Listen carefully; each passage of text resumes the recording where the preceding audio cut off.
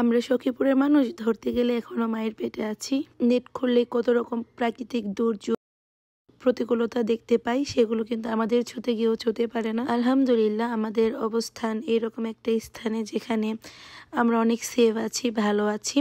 তবে প্রবলেম হইলো এইটাই, এই যে দেখেন কালকে একটু বৃষ্টি হওয়াতেই দূরে না সখীপুরের পৌরসভার রাস্তাগুলোই দেখেন ডুবে গিয়েছে। আর এই তো বাজারে গিয়েছিলাম, এক ছোট ভাই একটা আম দিয়ে দিল।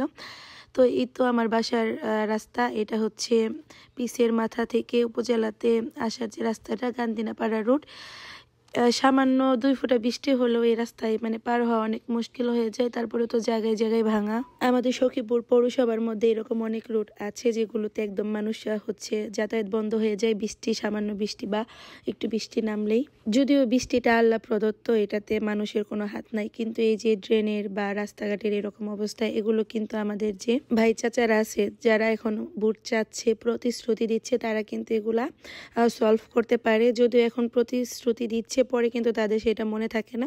তো ভোট অবশ্যই দিব যদি আপনারা কথা আগের মানে ভোট নেওয়ার আগে এবং পরের কথা ঠিক রাখেন তাহলেই।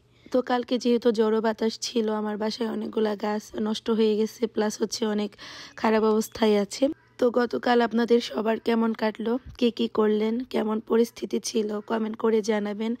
ভালো থাকবেন যে কোনো পরিস্থিতিতে, নিজের পরিবার এবং নিজেকে সাবধানে রাখবেন। আল্লাহ হাফেজ।